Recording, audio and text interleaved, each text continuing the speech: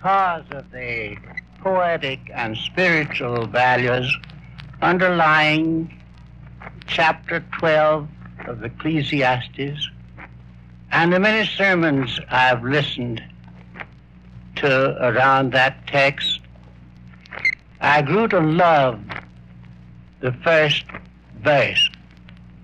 Remember also your Creator in the days of your youth, before the evil days come and the years draw nigh, when you will say, I find no pleasure in them. My grandfather, having built and pastored the first African Methodist Episcopal Church, which my father later pastored, and a handy was a bishop of this denomination, because of my activities in the church in my early days as secretary and chorister, they predicted that I would follow in their footsteps.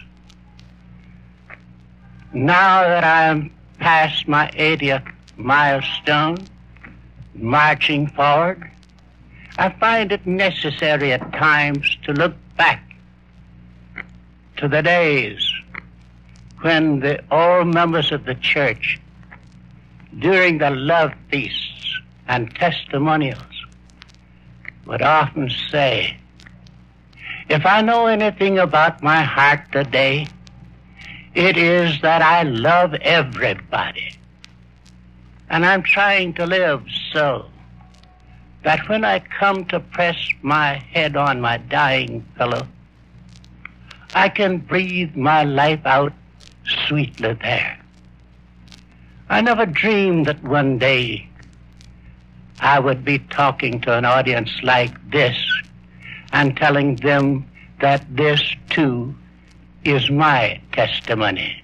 Believing in God our Father, Christ our Redeemer, and man our brother, I have lost the sense of denomination, but giving much service to humanity, scattering seeds of kindness for the reaping by and by.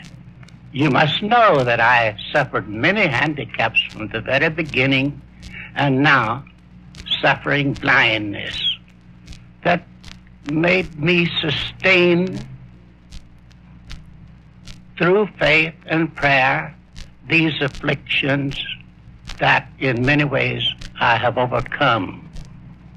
It was just 10 years ago that the nation was anxious about my life after I had fractured a skull falling in the subway track.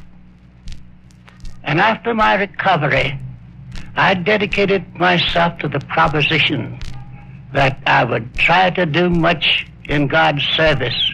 And this led me to giving my name to the W.C. Handy Foundation for the Blind, Practical Christianity.